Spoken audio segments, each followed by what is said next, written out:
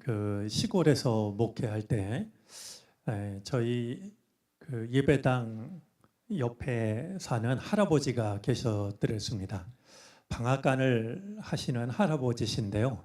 교회는 나오시지 않지만 해마다 성탄절이 되면 전날 봉투를 제게 가지고 오셨습니다.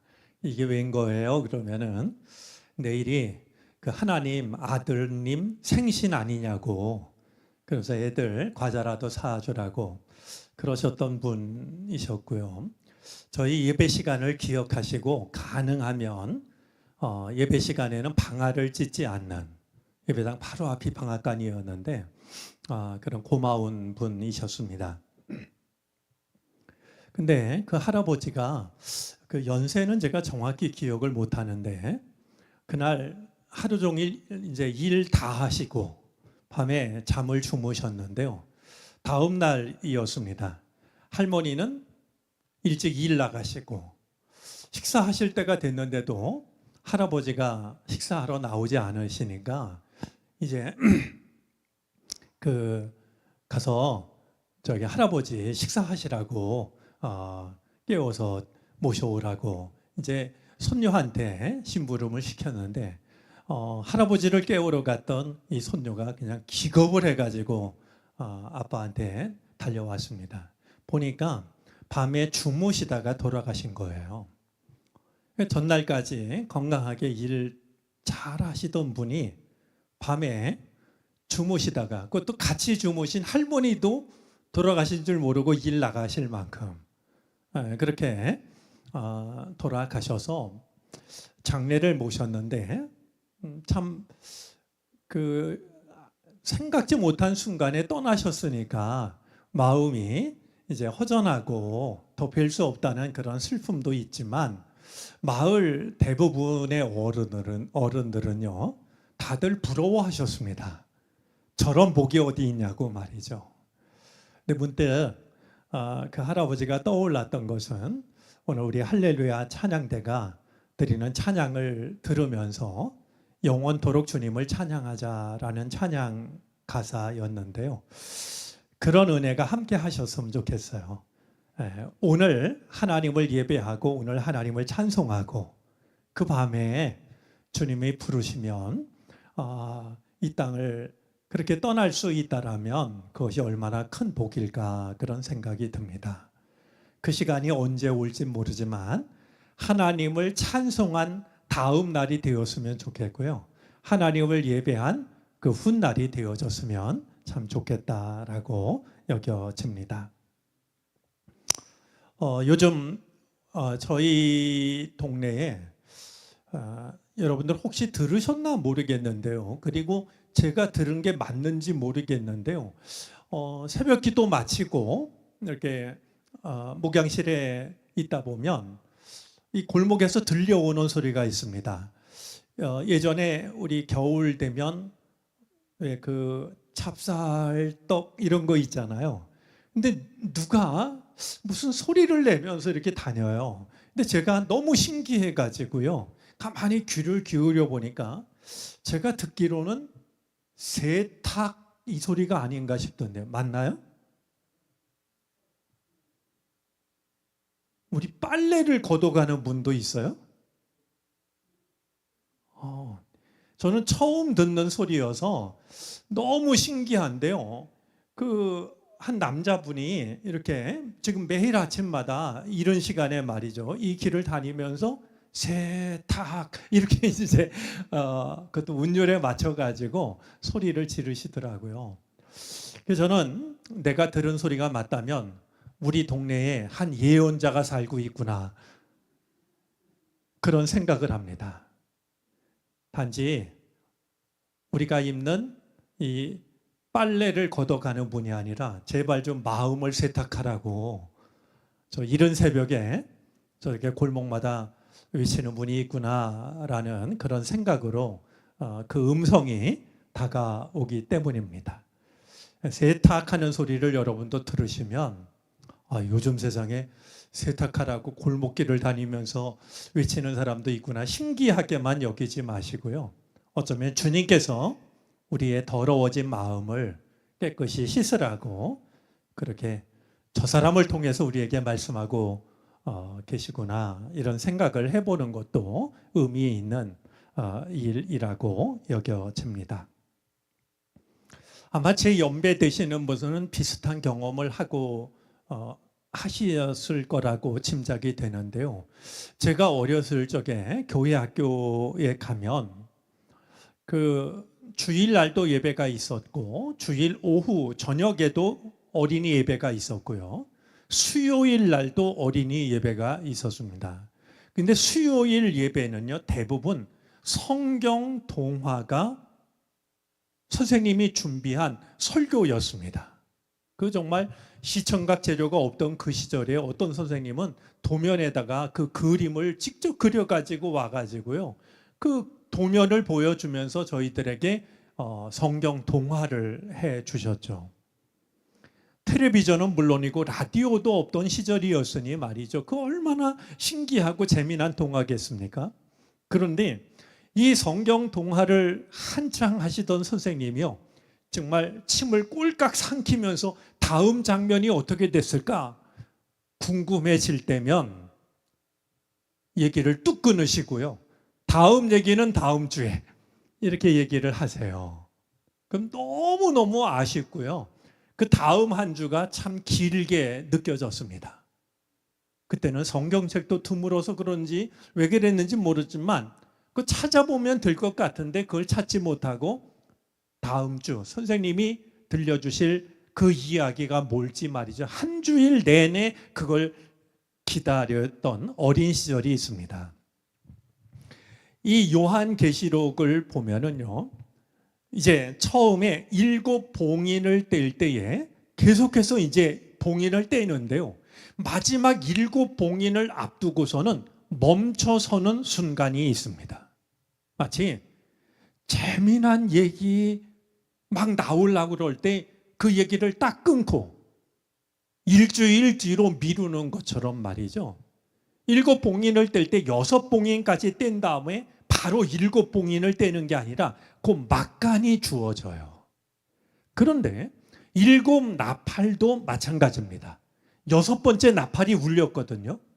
그 7번째 나팔이 울려야 되잖아요. 근데 이 막간에 뭔가 또 6번째 나팔과 7번째 나팔 사이에 뭔가 어떤 말씀이 주어지고 있는 것을 보게 되는데, 오늘 우리가 읽은 말씀이 바로 6번째 나팔과 7번째 나팔이 울려지기 그 사이에 주어지는 말씀 중에 하나가 됩니다. 자, 이 막간 사이에, 막간은 무려 10장으로부터 11장 14절까지 굉장히 짧지 않은 그 말씀이 막간에 주어지는데요, 이 막간에 주어지는 말씀의 내용은 교회 공동체를 향한 위로의 말씀들입니다. 지금 나팔이 울릴 때마다 무서운 심판이 임하게 되는데요, 6번째 나팔이 울린 뒤에는 잠깐 마치 숨을 고르듯이 교회 공동체를 위로하는 말씀이 주어지는 거예요. 아마 무서운 심판 이야기를 들으면서 믿는 자들도 과연 믿는 우리에게도 똑같은 심판과 재앙이 임하는 게 아닐까 두려웠을지도 모를 일 아니겠습니까? 그러니 믿는 자들에게 말이죠, 위로의 말씀을 전하고 있는 그것이 주님의 사랑이구나라고 하는 것을 느끼게 되는데요, 여러분 계시록을 읽으면서 10장 1절로부터 11장 14절까지는 막간에 해당이 되고, 이 막간에는 무서운 심판 중에도 하나님께서 교회 공동체에 주시는 위로의 말씀이구나, 이런 이해를 가지시면 성경을 이해하는 데 큰 도움이 될 수 있을 겁니다. 자, 오늘 10장 조금 시간이 우리 그 평소보다 본문이 좀 긴데요, 그래도 한번 말씀을 우리가 살펴보도록 하겠습니다. 자, 10장 1절인데요. 힘센 다른 천사 하나가 구름에 쌓여서 하늘에서 내려오는 것을 보았습니다. 이렇게 시작이 됩니다. 여러분, 요한계시록에요, 힘센 천사라는 이 말은 3번 등장을 합니다. 여러분들이 요한계시록을 읽으시면서요, 이 힘센 천사가 3번 나온다 그랬는데 어디에 나오나 한번 그런 관심을 가지고 성경을 읽어보셔도 좋을 것 같습니다. 자, 이 힘센 천사가 구름을 타고 내려오는데요, 이 주님께서 혹은 주님의 천사가 구름을 타고 온다라고 하는 것은 구약 성경에서 자주 등장하는 표현입니다. 예를 들면 시편 104편 3절이 그러한데요, 물 위에 누각의 들보를 놓으신 분, 구름으로 병거를 삼으시며 바람 날개를 타고 다니시는 분. 시인의 상상력이 참 놀랍습니다. 구름을 보면서요, 여러분들은 저 하늘에 구름을 보면서 뭘 생각하실지 모르겠지만 시인은 하나님께서는 저 구름으로 병거를 삼으시는구나, 자유롭게 온 우주 만물을 통치하시는 그 하나님을 말이죠, 구름을 바라보면서 저 구름은 하나님의 병거구나, 이렇게 생각을 했으니 참 그 상상력이 놀랍다, 그리고 귀하다라고 여겨집니다. 어떤 아이가 구름을 보고 저게 전부 소음이면, 그래서 그 부모가요, 이 아이 꿈이 대단하구나, 그리고 귀를 기울였더니 쥐구멍을 전부 막고 싶다고 말이죠. 우리가 구름을 보면서 여러 가지 떠올릴 수 있는 것이 있지만 성경 속의 시인은 저 구름이 하나님이 타고 다니시는 병거다, 이렇게 이해를 했으니 참 놀라운 상상력인데요, 우리들도 이 자연을 바라보면서 그런 놀라우신 하나님의 능력을 떠올릴 수 있었으면 좋겠습니다. 자, 이 1절부터요, 1절 말씀 속에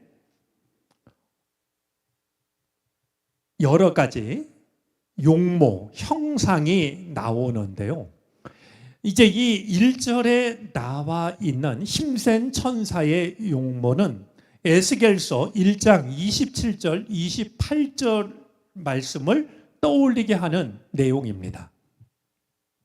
여러분, 한번 에스겔서 말씀을 한번 읽어주시겠습니까?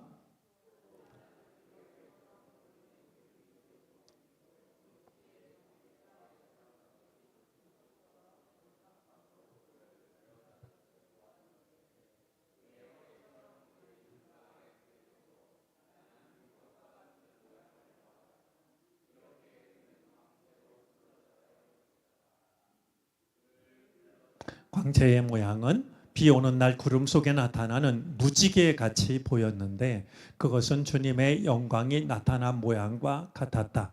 그 모습을 보고 나는 얼굴을 땅에 대고 엎드렸다. 그때에 말씀하시는 이의 음성을 내가 들었다.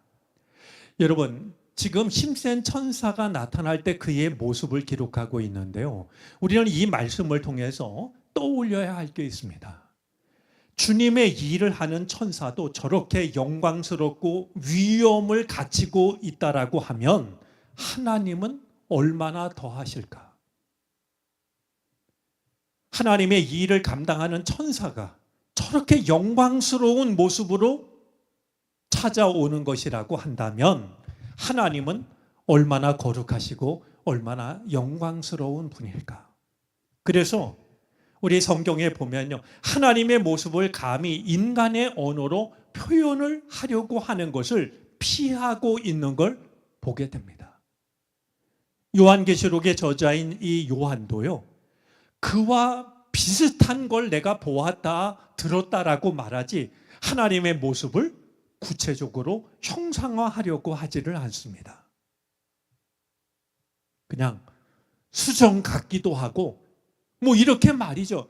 하나님의 모습을 인간이 사용하는 언어를 통해서 표현을 하되 그분이 어떤 분인지를 직접적으로 이야기하는 것이 아닌, 그 마음을 우리는 헤아릴 필요가 있는데 오늘 본문을 통해서도 우리는 그런 마음을 만날 수가 있게 될 겁니다. 자, 2절인데요. 이 힘센 천사가 손에 작은 두루마리 하나를 펴서 들고 있었습니다. 자, 이 말씀도 에스겔서 2장 9절 말씀을 떠올리게 하는데요. 그래서 내가 바라보니 손 하나가 내 앞으로 뻗쳐 있었고 그 손에는 두루마리 책이 있었다. 다시 한번 말씀드리지만 요한계시록이 모두 404절입니다. 그런데 어디선가 인용된 말씀은 무려 518곳입니다. 그러니까 지금 요한은 이 말씀을 기록하면서 에스겔서의 말씀을 떠올리고 있었을 겁니다. 성령의 도우심이지만 이 말씀을 기록하고 있는 요한이 그냥 자기 머릿속에서 나온 상상력을 발휘하는 게 아니라 때로는 시편 말씀을 떠올리고 때로는 에스겔서 말씀을 떠올리고 그러면서 이 말씀을 기록하고 있는 것을 우리는 충분히 짐작할 수가 있게 됩니다. 자, 다시 2절 보겠습니다. 그는 오른발로는 바다를 디디고 왼발로는 땅을 디디고 서서 마치 사자가 울부짖듯이 큰 소리로 부르짖었습니다. 그가 부르짖으니 7 천둥이 각각 제 소리를 내면서 말하였습니다. 이 천사의 모습과 능력이 얼마나 대단한지, 그리고 이 세상을 통치하는 것이 바다와 땅을, 자, 왼발로는 바다를 디디고 왼발로는 땅을 디뎠다라고 하는 이 사실은 이 세상을 다스리는 것이 로마가 아니라 하나님이시라는 사실을 다시 한번 드러내고 있습니다. 그 당시의 세상은 로마가 온 세상을 다스리던 시대였지만 하나님이 보내신 힘센 천사가 한 발로는 바다를 밟고 한 발로는 땅을 밟고 있다라고 하는 것은 이 땅을 다스리는 권세가 로마라고 하는 한 나라에 있는 게 아니라 하나님께 있다라고 하는 걸 보여주는 것이죠. 자, 그런데 이 천사가 말이죠, 사자가 울부짖듯이 큰 소리로 부르짖습니다. 우리 아모스서 3장 8절입니다. 사자가 으르렁거리는데 누가 겁내지 않겠느냐? 하나님이 말씀하시는데 누가 예언하지 않을 수 있겠느냐? 하나님의 말씀을 으르렁거리는 사자에 비유합니다. 아마 오늘 이 말씀을 기록할 때 요한은 역시 이 대목에 이르러서 아모스의 말씀을 떠올렸을 겁니다. 여러분, 하나님의 말씀은요, 결코 약하지 않습니다. 아무리 어린아이가 수줍게 이야기를 한다 할지라도 하나님의 말씀은 마치 으르렁거리는 사자와 같습니다. 우리는 주님의 말씀 앞에서 두려워해야 되고 떨어야 됩니다. 왜냐하면 하나님의 말씀은 사자가 으르렁거리는 것과 다르지 않기 때문에 말이죠. 하나님의 말씀 앞에서 떨림이 없다라고 하면, 두려움이 없다라고 하면 우리는 우리의 신앙을 점검해 보아야 됩니다. 뛰지 않는 심장이 살아있는 자의 심장이라고 말할 수 없는 것처럼 하나님의 말씀 앞에서 두려움이 없는 신앙은 살아있는 신앙이라고 말하기 어려울 겁니다. 자, 이어지는 말씀입니다. 자, 7 천둥이 소리를 내기 시작하는데요. 사자가 으르렁거리는 것처럼 이 천사가 하는 말이 7 천둥이 울리는 것 같았습니다. 그런데 4절입니다. 7 천둥이 말을 다하였을 때에 나는 그것을 기록하려고 하였습니다. 그때에 나는 하늘로부터 나오는 음성을 들었는데 그 7 천둥이 말한 것을 임봉하여라. 그것을 기록하지 말아라. 여러분, 우리 말로 할 수 없는 경험들이 있습니다. 말로 해서는 안 되는 일도 있습니다. 그런데요, 이 요한이 힘센 천사가 마치 사자가 으르렁거리는 것처럼 일곱 천둥이 울리는 것처럼 말하는 음성, 그 뭔가 소리를 들었을 때 그걸 얼마나 기록으로 남기고 싶었겠어요? 우리라면 안 그랬겠습니까? 내가 들은 하나님의 말씀을 얼마나 기록으로 남기고 싶겠어요? 그런데 하늘에서 또 다른 음성이 들려오기를 기록하지 말고 인봉하라고, 그걸 묻어 두라라고 말하고 있는 겁니다. 우리 고린도 후서 12장 4절 말씀을 한번 보겠습니다. 한번 읽어 주시겠습니까?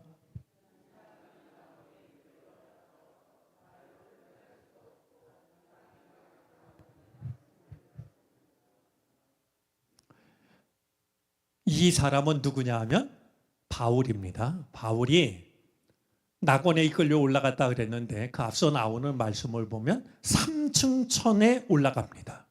그 당시 사람들은 가장 높은 하늘을 3층 천으로 생각했는데요, 가장 높은 영적 경험을 하는 겁니다.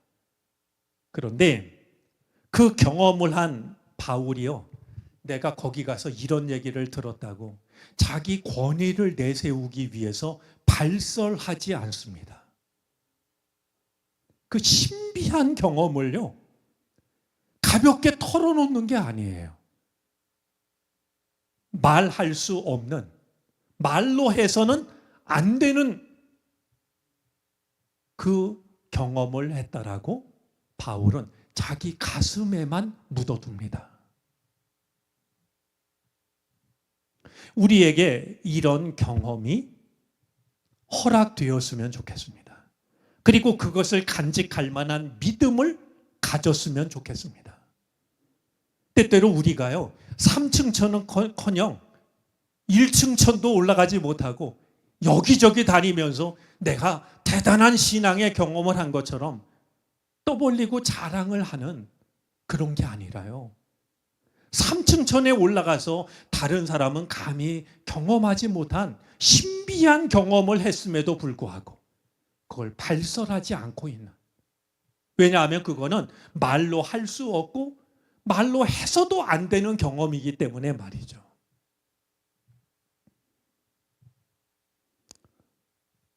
이런 믿음의 경험이 우리에게 있기를 바라고요, 그걸 감당할 수 있는 믿음이 주어지게 되기를 바라요. 옛 말에도요, 제가 가끔 인용합니다만 관어해자 난위수라는 말이 있습니다. 관어해자 난위수라는 말은 바다를 본 사람은 물에 대해 말하기를 어려워한다라는 뜻이에요.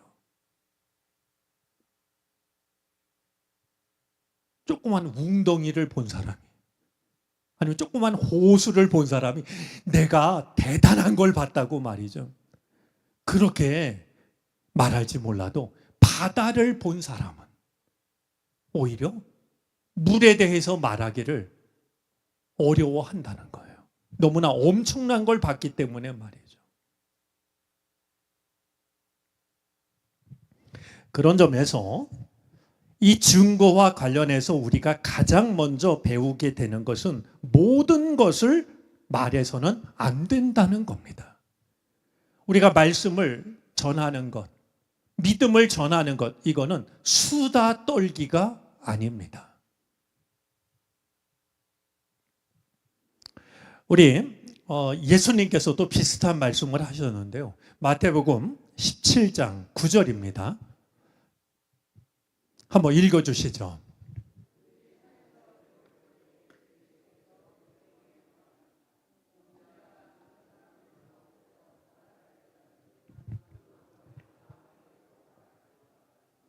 변화산에서 세 제자들이 예수님이 영광스럽게 변화하시는 모습을 보았습니다. 예수님께서 제자들에게, 야, 너희가 내려가거든 내가 얼마나 대단한 존재인지 만나는 사람들마다 얘기해라. 혹은 핸드폰을 주면서 지금 내가 빛나고 있는 모습을 영상으로 찍든지 사진으로 찍든지 사람들에게 알려라 라고 하지 않으셨고요. 아무에게도 인자가 죽은 사람들 가운데서 살아날 때까지는 아무에게도 말하지 말라고 하십니다. 이것은 알려져선 안 될 일이기 때문이 아니라 지금 이것이 알려질 때가 아니기 때문이었습니다. 우리 전도서 3장 7절 말씀을 한번 보겠습니다. 한번 읽어주시죠.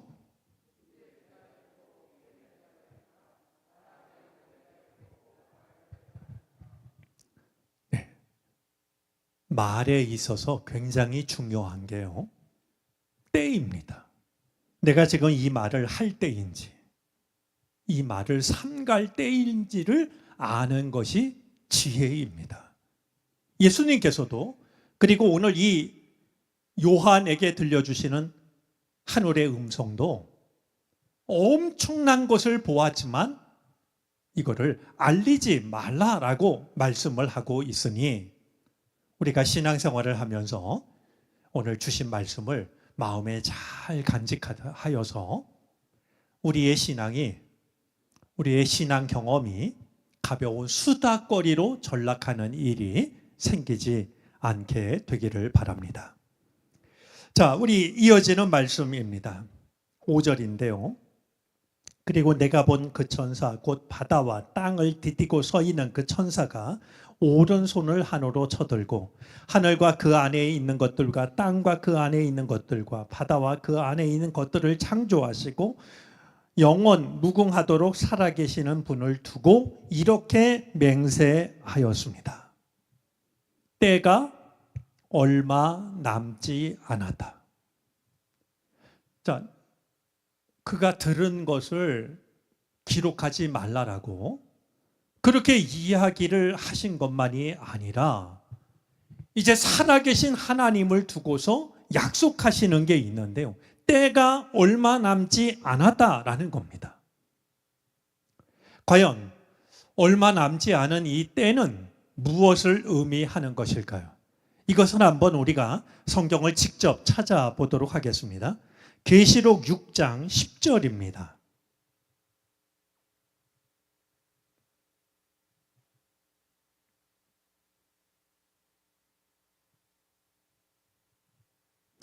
요한계시록 6장 9절 10절을 볼 텐데요. 제가 9절을 읽을 터이니 여러분이 10절을 한번 읽어주시기 바랍니다.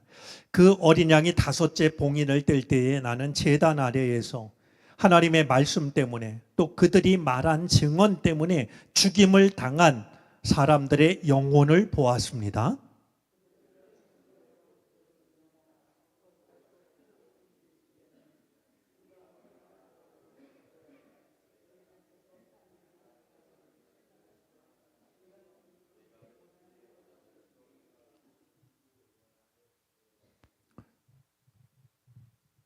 제단 아래에 있는 순교자들이 도대체 언제 우리들의 원한을 풀어주실 겁니까?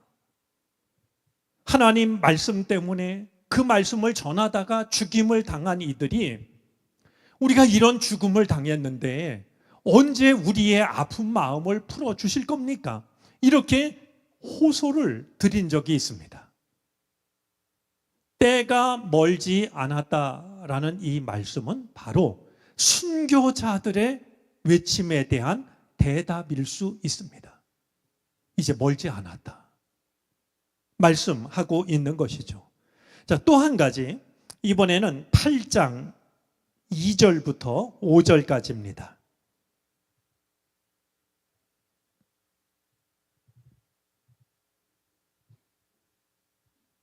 3절부터 5절까지 우리 한 절씩 나누어서 읽어보겠습니다. 또 다른 천사가 와서 금 향로를 들고 제단에 섰습니다. 그는 모든 성도의 기도에 향을 더해서 보좌 앞 금 제단에 드리려고 많은 향을 받았습니다.